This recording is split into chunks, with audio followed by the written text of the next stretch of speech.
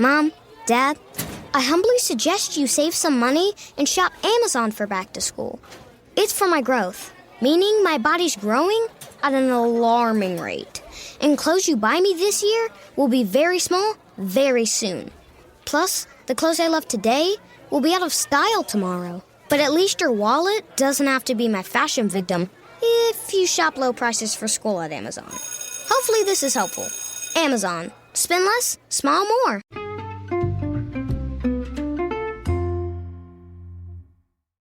Hi, everybody, and welcome to the Dr. Psych Mom Show. Today, I'm going to talk about why you should not try to make yourself more interesting for any reason except that you yourself want to do something. Certainly not for some other person on the internet to think that they want to date you, or for your wife to be interested in you, or your girlfriend or your boyfriend or anything like that. We'll talk about that as soon as I tell you to subscribe. Most recent subscriber episode was on the idea that porn, some people think porn does not exacerbate masturbation, and they are wrong. Porn can certainly make you want to masturbate more. Like, why should this even be something where that isn't known? Obviously, if you smell food, don't you want to eat? But anyway, if you need a more in-depth explanation for that, or a better way to frame it to your husband who spends multiple hours a day masturbating, then you should subscribe and listen to that. Okay, so this, as many of my topics do, comes from the secret group, and you should join the Facebook secret group, blue subscribe button, etc. on the Facebook page. And somebody was saying they wanted more hobbies to make themselves more interesting to other people.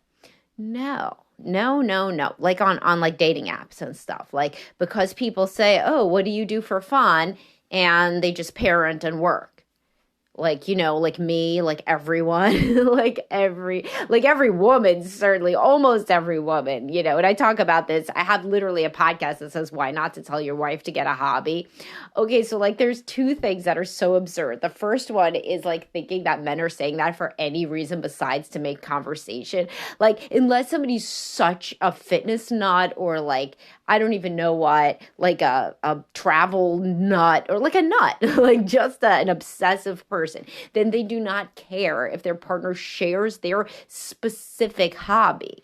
Even if they're a fitness nut, they just want somebody who does fitness. They don't necessarily want somebody who does the specific type of fitness they do, unless they really are, this is a core part of their personality.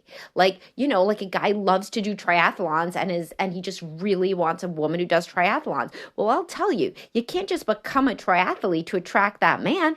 That would have to be who you are. Otherwise, you're not going to date for more than 3 weeks before that comes to light that you don't really like to do that. But anyway, guys don't care. They don't care if you have a hobby. Most women with kids don't have hobbies. They only have things that double dip as productive, like exercise is to keep yourself in good health. Plus, it's, I guess, a hobby. Reading is to relax or to learn things. And then I guess it's a hobby. Cooking, well, everybody has to eat, right? So gotta cook, whatever. I just don't know a lot of women who have hobbies at the level that men do, because as I always say, go back to the show Chimp Empire. The men play and they are competitive and they have fake fights and real fights, and the women take care of the kids and basically hang out and groom each other. And that's literally what is reality for mammals, especially mammals that are human-esque or human. So point being is that you should never be a woman who gets a hobby. Because think about it. What's your hobby going to be? It's a woman hobby. It's like the hobby I most recently liked was a glass making class that I took with, not glass making, it was glass jewelry making. And I learned how to cut the glass, and then we made it into earrings. What do you think that's going to attract a man? It's certainly not going to be a man attractor to have a jewelry making hobby. And that's the only kind of hobby that would be real. If I had more time and I wasn't doing shit like Dr. Psych Mom, then maybe I would do a whole bunch of glass jewelry making. Maybe that's what I'll do in my retirement. But either way, okay? That is not like the sort of hobby that a man, like what would be the conversation? He would like ask about it. Then he'd be like, oh, that stuff looks nice. And then that would be that. So you do not ever need a hobby to attract a man. Now, on the other side, it's equally stupid. Like, like women want you to be in good shape, sure, not like a bodybuilder, but certainly somebody who could walk and, like without losing their breath and whatever, be in like good shape, good health. But do you think they want to hear about your sports? Like, why? Why would they want to do that unless they share the same exact interest of sport? So if you play tennis and she plays tennis, y'all could talk about tennis. You could play tennis. That's good, but there's still no man or woman in the world, really, unless they're a top-level elite tennis player who's going to not date somebody because they don't play tennis. It could be a deal breaker to not be athletic at all. But then again, like, do you want to fake be athletic for like years of your life because you lied to somebody on your dating profile that you were athletic when you're really not athletic? I mean, it just doesn't make any sense. The point is that nobody wants to hear about hobbies unless they share the exact same one because it's boring as shit. It's like hearing about people's dreams. So like no one ever wants to hear about that. Travel stories, people only pretend to like to hear unless they've traveled to the same place and they're like a fellow small talk aficionado and they're just relieved that the conversation is going no deeper than talking about what you each did in Rome, I guess. I mean, I don't know, like maybe I'm the wrong person to ask about this. But I mean, shit is, if you are somebody who listens to the Dr. Psych Mom show, it is obvious then that I mean, there is no video to this. There's nothing cool about it. It's literally me talking about my deep thoughts about human interactions. So it's probably a good bet that you're probably a deep thinker. Do you really like give a shit if somebody has a specific hobby or travel to a certain destination?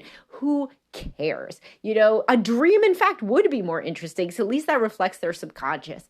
But I guess where they travel could reflect their subconscious. But we all know that travel stories don't actually get that deep.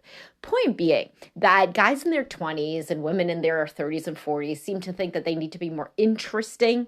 You don't need to be more interesting. You yourself are interesting. If you struggle with not thinking you're interesting, that's a self-esteem issue. You should be in therapy and figure out why you think that. Probably you had a critical, dismissive parent who didn't think that you were that interesting, and that's how you ended up thinking you're not that interesting.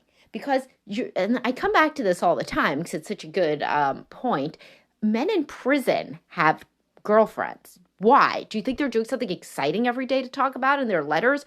No, they're in prison. So why do women talk to them? Why do women have prison husbands and prison boyfriends? Because they write loving emails and letters and phone calls where they ask all about the woman. They say how much they love her and they miss her and how hot she is in her latest picture or her latest visit. They're not doing anything all day, literally. Watch the show Prison Wives. I mean, it could be really an eye-opener. So guys may like to have hobbies. If they do have it, certainly don't think it makes you more interesting to a woman. And if you're a woman and you want a hobby, have it. Don't think it'll make you more interesting to a man. But if you don't have hobbies, then fuck it, right? Don't read books thinking they're going to make you more interesting to another person. Read a book that you like. You only have one life. You have limited amount of time. I just read the book 4,000 Weeks. That's how many weeks we have on this planet.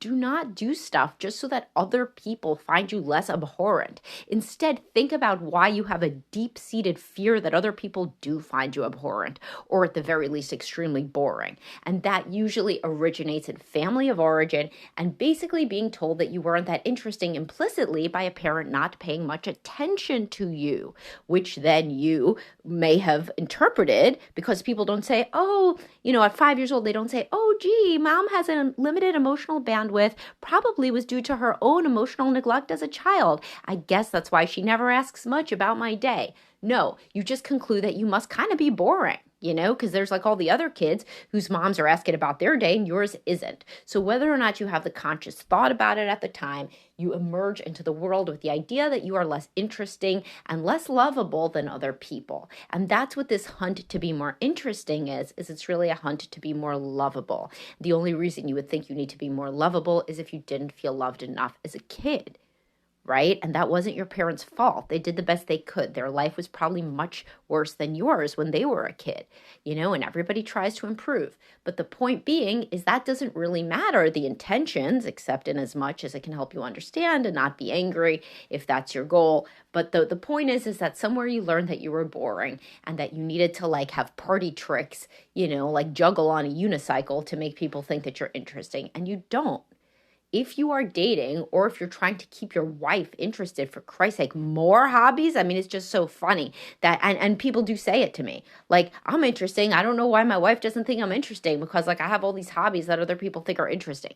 First of all, they think they're interesting because the only people talk about hobbies with are the other people doing the hobbies. So yes, of course, a fellow, golfer thinks that golf is an interesting topic. But the reason your wife may act like you're not interesting is because you married a woman that confirmed the way that you thought about the world, which is that you're not interesting. So you're a preoccupied attachment person. These are the only people that worry about being more interesting, getting more hobbies, whatever, or preoccupied attachment people who are drawn to avoidant people. And avoidant people find it very difficult to be close. And one way that is difficult for them is to kind of express enthusiasm and interest. So they're not expressing enthusiasm and interest. And instead of you thinking that's a them problem and not even particularly choosing them to marry in the first place, you think it's a you problem.